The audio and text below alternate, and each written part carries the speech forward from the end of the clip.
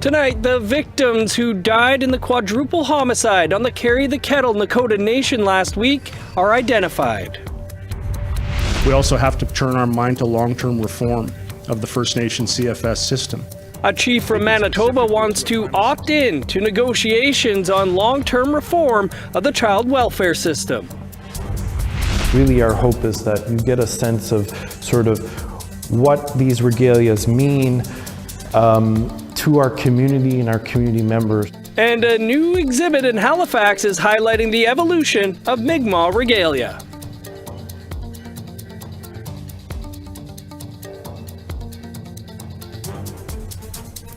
Good evening, I'm Dennis Ward. Welcome to APTN National News. Minigojibee Anishinaabe Chief Derek Neepanak says he would like to opt into an agreement on child welfare reform that is being worked on by the federal government, the Chiefs of Ontario and the Anishinaabe Nation. Neepanak was among chiefs on the losing end of a vote held at a special AFN Chiefs Assembly last October. A convincing majority of chiefs voted against the child welfare reform package, supposedly worth $47.8 billion over 10 years. APTN's Sierra Bettens has more. On Tuesday, First Nations leaders gathered at a news conference in Winnipeg to announce next month's claim period for the $23.3 billion First Nations CFS and Jordan's Principal settlement. But the settlement wasn't the only thing on Minigojibee Anishinaabe Chief's Derek Neepanak's mind. He turned to another issue. We also have to turn our mind to long-term reform of the First Nation CFS system. I'm speaking specifically to a final settlement agreement that was offered for the chiefs to consider in October of 2024. I still believe today, sitting here, that it is a monumental failure on the part of us as chiefs to push the final settlement agreement across the finish line and to have the rollout of that final settlement agreement happening right now in real time. The Final Settlement Agreement, or FSA, was a national deal between Canada and First Nations that would have provided $47.8 billion over 10 years for national First Nations CFS reform. At an AFN Special Chiefs Assembly in October, the majority of chiefs in Assembly voted down a resolution to accept the FSA. But on Tuesday, Neepanak proposed an alternative route. I believe that communities that voted in favor of this settlement agreement, including our community, the Minigojibee Anishinaabe, should have an opt-in provision or an opt-in opportunity into the final settlement agreement. He also alleged that outside actors influenced the October vote. I believe that the voting period was infiltrated, let's say, by lobby groups and organizations that support the status quo of top-down child and family services that are run by provincial mandates and even funded by provincial mandates to usurp the conversation and to ensure that the settlement agreement failed. In a Tuesday interview with APTN, Indigenous Services Canada Minister Patty Haiju said the rejection of the $47.8 billion deal was deeply disappointing to a lot of people. ISK is currently working with the Chiefs of Ontario and Anishinaabe Nation on long-term CFS reform for First Nations in Ontario. When asked about other nations opting in, she said, as of right now, the offer that the government has made, is the offer that is on stand, if you will. But the Chiefs of Ontario and Anishinaabe Nation have been working with the federal government to arrive at an agreement for First Nations in Ontario. A Wednesday email sent to APTN from Haiju's office said, quote, "There are no programs that ISK is aware of that are opt-in, opt-out. CFS is a provincial and territorial responsibility. Canada has agreements with provinces and territories to provide funding through CFS. The way that CFS is currently designed is province by province and territory by territory," unquote. APTN also reached out to AFN National Chief Cindy Woodhouse Neepanak's office, asking if she'd consider Neepanak's request to create a mechanism for communities to opt in to the final settlement agreement. They did not provide a response by airtime. Sierra Bettens, APTN National News, Winnipeg. You can find more on that story on our website, aptnnews.ca. The 4 people murdered last week on the Cree, the Kettle, Nakoda Nation in Saskatchewan have been identified. Saskatchewan RCMP are also saying that no arrests have been made in relation to the deaths.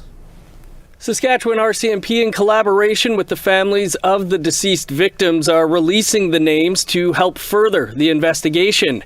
They have been identified as 34-year-old Tracy Hodamani of the Cree, the Kettle, Nakoda Nation, 44-year-old Sheldon Cuisance of Zagami, Anishinaabeg, 47-year-old Shauna Fay of Indian Head, and 51-year-old Terry Jack of Cree, the Kettle, Nakoda Nation. RCMP say neighborhood canvasses have occurred, but at this time, no arrests have been made in relation to the quadruple homicide. Senior Investigative Officer of Saskatchewan Major Crimes, Inspector Ashley St. Germain, says RCMP are actively investigating the tragedy to piece together the details of what happened.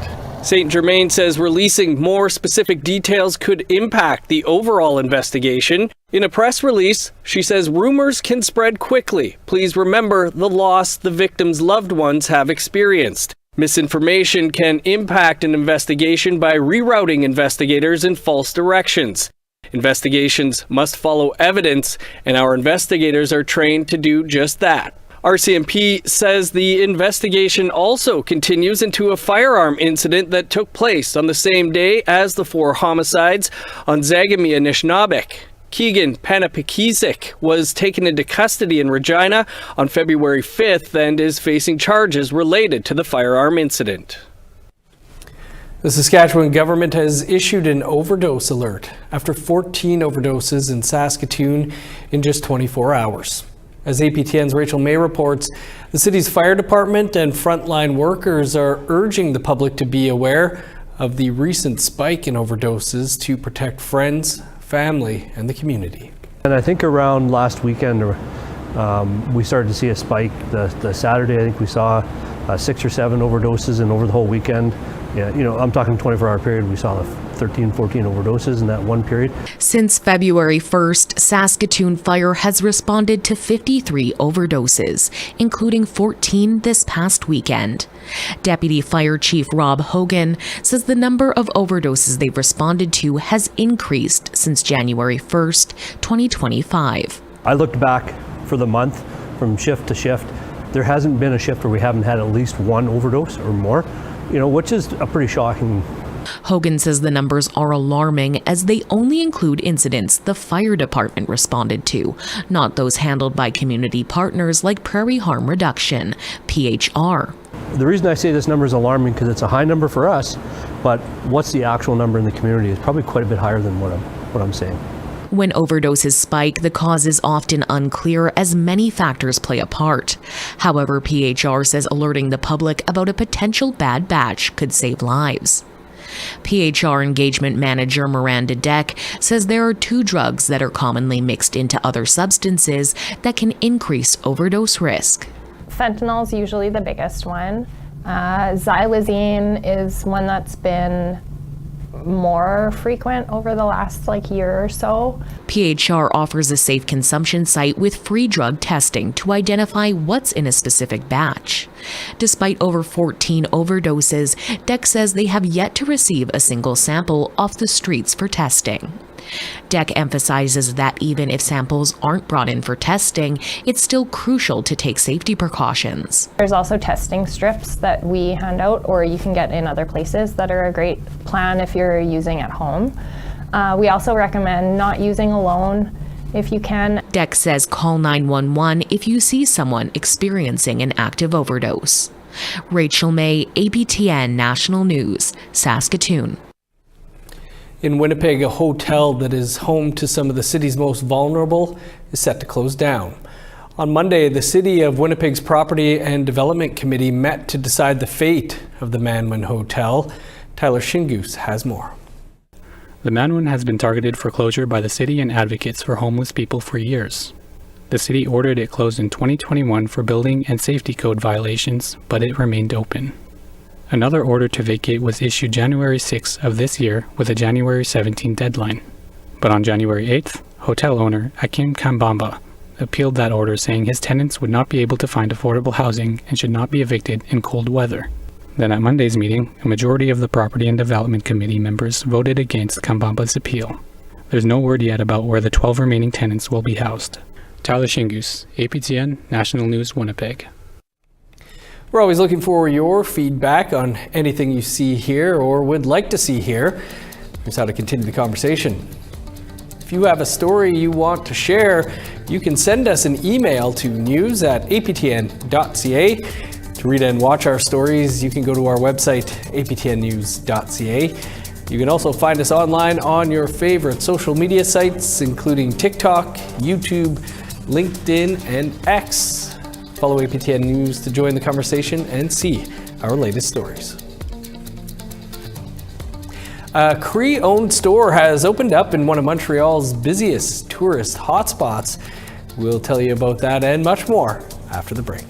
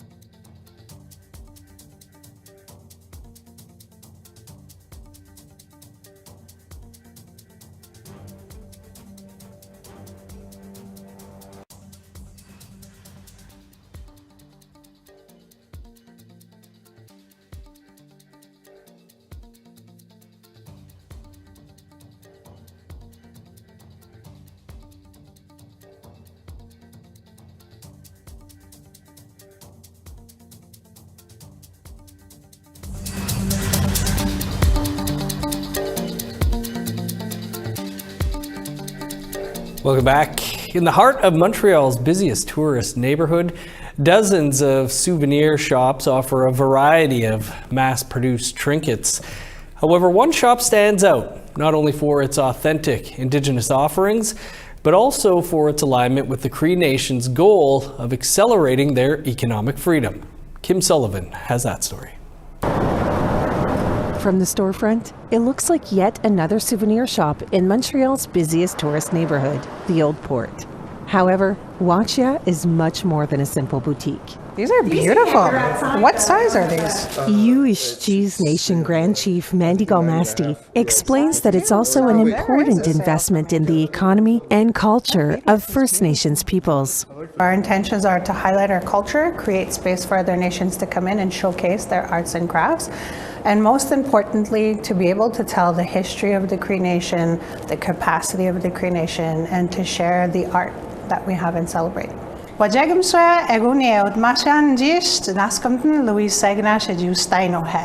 Importantly, the Cree Nation owns and doesn't rent the building in which Watcha is located. One of the initiatives that we have under Cree Nation is an investment group, and we do have a real estate portfolio. I was really pleased when my friend Tammy Beauvais called me and said, there is a boutique up for sale in the Old Port, and she actually was the one who brought me to the location, showed me around, and we decided to embark on having this property be part of our real estate commercial portfolio. Watcha means hello in Cree. Marshy area would be good for ones with legs. And its mission is to greet locals and tourists with authentic crafts directly sourced from EU artists and via the Cree Native Arts and Crafts Association. Her beadwork is beautiful. Executive Director Dale Cooper says this not only guarantees an original product, but also fair trade for the producers and artists. Well, the goal with Watcha was to kind of have an outlet for our artists, who are part of the Cree Native Arts and Crafts Association.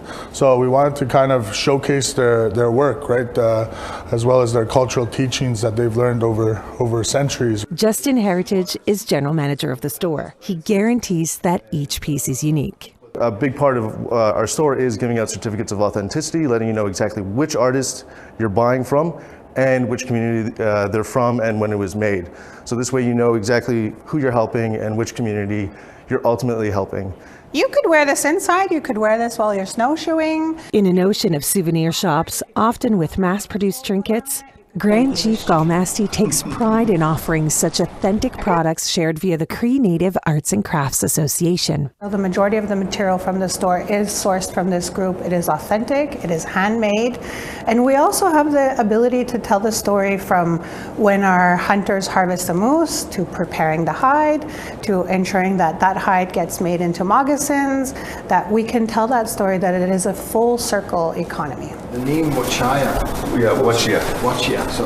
Beyond authenticity, Watcha's goal is educating customers about the customs and traditional practices of First Nations peoples. I was very lucky to have traditional grandparents that lived off the land. They were full-time trappers. Just going to visit them was an adventure in and of itself. It's given me a traditional knowledge that I'm grateful for, and has given me a sense of purpose in my life that I just knew it was my life's mission to kind of pass on this knowledge in any way I can. We want to make sure that we're educating our customers on cultural appreciation versus appropriation. We have a wonderful team of staff, that can really educate our customers. So we want it to be a very welcoming atmosphere for them. Ask any questions they'd like. We're happy to share our culture. Further enhancing this transmission of knowledge are exchanges around a tea and craft workshops offered at the store. Watcha is much more than a simple shop. It's a vessel for Indigenous identity. We want to showcase our culture, our identity, our history. We want to be the storytellers. We want to invite other First Nations to work with us and being able to showcase that there is an Indigenous presence here in Quebec and that we are part of the history. Kim Sullivan, APTN National News, Montreal. To the East Coast now, where the evolution of Migma regalia is now on display at the Treaty Space Gallery in Halifax. The exhibit features contemporary and archival photos of Migma regalia. As Angel Moore reports, it highlights how Migma ancestors inspire modern-day dancers. Gwe, nin delawisi prosper at lewi wegustonik. Nige neado ula nabui giginek, ukchit nin exhibitionum delawisig amokgawinog. Aaron Prosper created the exhibit called Amokgawinog, The Dancers. He says it demonstrates the uniqueness and evolution of Migma regalia. Prosper says the exhibit connects the ancestors to modern Migma life. We can take from our ancestors, as we sort of showcase on one side of this wall, and be inspired by them and give what they have to teach us, to give it life, to give it meaning, to give it purpose, and showcasing community members that are doing that in real time in our communities. The exhibit begins with portraits taken by Mackenzie Phillips of Wolfville, featuring today's Migma dancers who make and wear traditional regalia. It begins with the youngest dancers and ends with the matriarchs. Really, our hope is that you get a sense of sort of what these regalias mean to our community and our community members through each of those stages of life. One as a young person entering into teenagehood, and then as our community elder who has years of experience. Jessie Benjamin's portrait is part of the exhibit. She is a dancer from the Eskazoni First Nation, seen here at an Indigenous tourism gathering last summer wearing traditional regalia. Benjamin says her regalia was inspired by her grandmother, Sarah Denny. It's really trying to honor the regalia that was uniquely Migma, and it does mean a lot because I think we're really just starting to learn more and reclaim it and start to celebrate that as a community. Benjamin's son, Caleb, is also part of the exhibit. She made his traditional coat and was inspired by the historic photos. Didn't do it with beading. A lot of these old coats were beaded. I did applique, but just sort of, again, adapting it to times now and sort of modernizing it a bit, but I love how it came out. The historic photos are on loan from Nova Scotia's Museum of Natural History. Prosper says regalia, past and present, is about what it means to be Migma. Our regalias are not sort of this archaic or old thing that you see in black and white photos. Yes, we have the black and white photos, but we have people today in our communities that practice what it is to be Ulnu, what it means to be Migma, and they bring that to the community every day in the work that they do. A traditional coat, a chief's cap, and a woman's peak cap are also on loan from the museum. Prosper hopes the exhibit is an inspiration to Migma community members.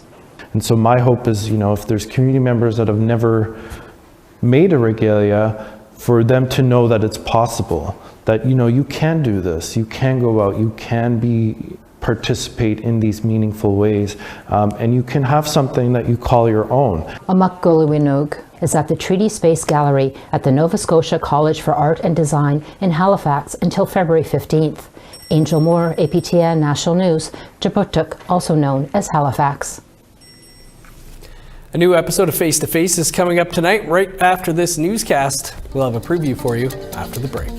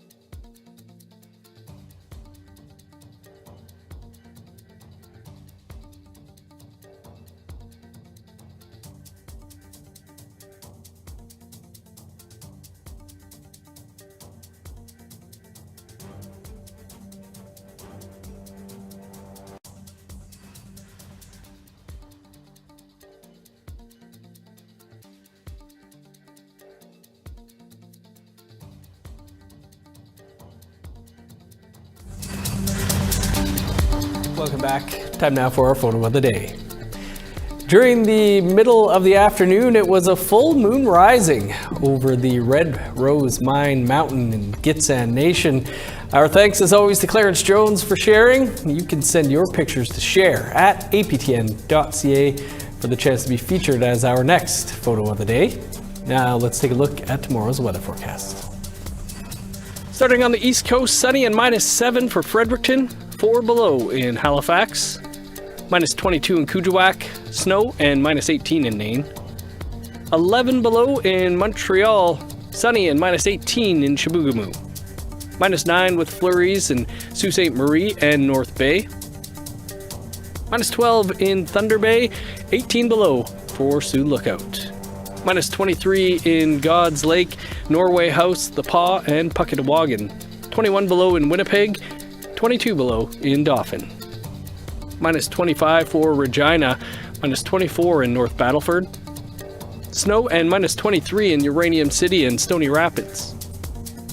In northern Alberta, snow and -18 in High Level, 22 below in Fort Chipewyan, -15 with snow in Edmonton, 10 below in Lethbridge.